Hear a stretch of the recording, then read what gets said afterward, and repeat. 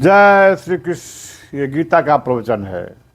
गीता का भगवान ने कहा है कि जो गीता का अध्ययन करता है, जो गीता को आत्मसात करता है, जो गीता की बातें सुनता है, इससे मेरा बड़ा कोई कार्य नहीं है। वो सभी पापों से मुक्त हो जाएगा। तो कृपा करके इसको सुने। सुनने मात्र से ही आपका कल्याण हो जाएगा। तो कहते हैं, उन्होंने अर्जुन को तत्वदर्शी गुरु के पास भेजा है कि तुम जाओ तत्वदर्शी गुरु के पास और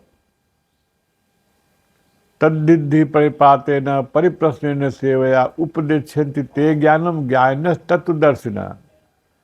तत्वदर्शी गुरु के पास जाओगे, जाओ, वो तुमको बताएंगे। तो तत्वदर्शी गुरु होता कैसा है? तत्वदर्शी किसे कहते हैं? तत्व क्या है? तत्व यही है कि मैं गुरुओं से परे हूँ, मैं करता नहीं हूँ। जो ऐसा व्यक्ति है, 5वें अध्याय में बताए हैं कि नैव किंचित करोमि इति युक्तो मन्येत तत्त्ववित् पश्यन् तृणमन् स्पृशन् जिघ्रन् नश्यन् गच्छन् स्वपन् श्वसन् प्रलपन् विसृजन् गृहम् उन्मिषन् निमिषन् अपि इंद्रियाणि इंद्रियार्थेषु वर्तन्त इति धारयन्। जो तत्वदर्शी गुरु होता है वह कहता है कि नैव किंचित करोमि इति युक्तो मन्येत तत्त्ववित्। तत्व को जानने वाला कहता है कि मैं कुछ नहीं करता हूँ। पश्यन तृणमन, देखना, सुनना, स्पृशन, स्पर्श करना, पश्यन तृणमन स्पृशन, जिघ्रन, सूंघना, गच्छन, श्वसन, स्वपन, विसर्जन, गृहम, सब जितनी चीजें हुए ये सब इंद्रियों में बरत रही है। इंद्रियां अपना काम कर रही हैं और मैं कुछ नहीं करता हूँ।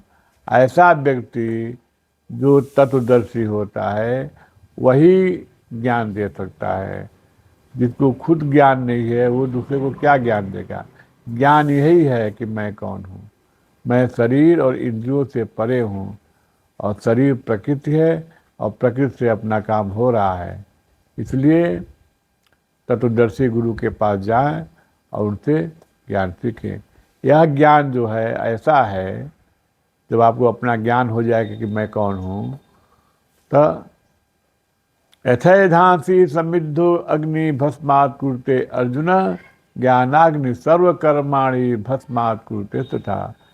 जैसे ईंधन से यथैधांसी समिधा की अग्नि जो है ईंधन को जला डालती है, वैसे ही इस ज्ञान जब हो जाएगा तो मनुष्य के सभी कर्म, जो लिखा है ना कि अवश्य में वही भुक्तव्यम कृत कर्मम शुभाशुभम, वो उसके लिए नहीं है। उसका सभी कर्म जो है खत्म हो जाएंगे। जितने कर्म और पाप किए होंगे वो सब खत्म हो जाए, उसका फल नहीं भोगना पड़ेगा।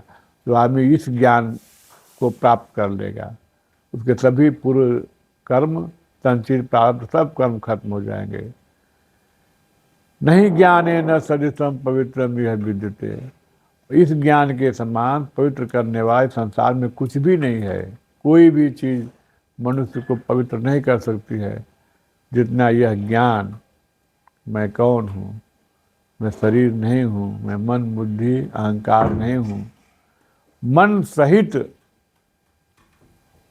जो जीव है वह जीवात्मा है। जो जीवात्मा, जो जीव मन से लगा हुआ है, अब मन के अनुसार घूम रहा है, मन का गुलाम है, वह जीवात्मा है।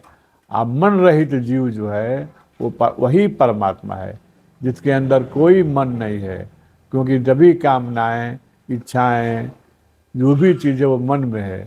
और जो मन से अपने को परे मान लिया, मन से रहित हो गया, वो परमात्मा है। यही जीव परमात्मा भी है, यही जीव जीवात्मा भी है। जब मन से लग जाता है तो जीवात्मा, अब मन से मुक्त हो गया तो परमात्मा। इस परम पद को प्राप्त करने के लिए आपको कुछ नहीं करना है, केवल इतना ही है। अहंकारम बलम दर्पम कामम क्रोधम परिग्रहम विमुच्य निर्मः शांतो ब्रह्म भूयाय कल्पते। जो अहंकार, बल, दर्प, काम, क्रोध, परिग्रह। परिग्रह मतलब धन का संचय करना। दर्प मतलब बुरी चीज़ों का घमंड करना कि मेरे पास इतना धन है, इतना संपदा है, मैं इस पद पर हूँ, ये दर्प है। और मैं बढ़िया हूँ, मैं आत्मा, मैं धर्म का मानने वाला हूँ, मैं दान करता हूँ, मैं पुण्य करता हूँ, ये सब दर्प है। इसको जो छोड़ दिया और धन संग्रह छोड़ दिया, आज के लिए आज कमाओ, कल के लिए कल कमाएंगे, जो विमुच्य सबको जो छोड़ दिया, जो ममता रहित हो गया, जो न शरीर से ममता है, न धन से ममता है, किसी चीज संसार से ममता नहीं है, और इससे मुक्त हो गया, वह ब्रह्म भुआय कल्पते, वह ब्रह्म को प्राप्त कर लेता है, ब्रह्म पद को प्राप्त कर लेता है, वह ब्रह्म ही हो जाता है। तब उसका क्या लक्षण है? ब्रह्मभूत प्रसन्नात्मा, न सोचति न कांक्षति, समा सर्वेषु भूतेषु मद भक्ति लभते पराम। वह ब्रह्मभूत हो जाता है, जो ब्रह्म को प्राप्त करता है, और प्रसन्न आत्मा, वह हमेशा प्रसन्न रहता है, न सोचता है, न कोई आकांक्षा करता है, और समा सर्वेषु भूतेषु, सभी प्राणियों में एक समान आत्मा को देखता है। वह व्यवहार करते समय आत्मा को देखता है, और एक ही आत्मा सब में है, माने सब में अपने आप को देखता है और अपने में सबको देखता है। तो समा सर्वभूतेषु, वह मेरी भक्ति को प्राप्त करता है।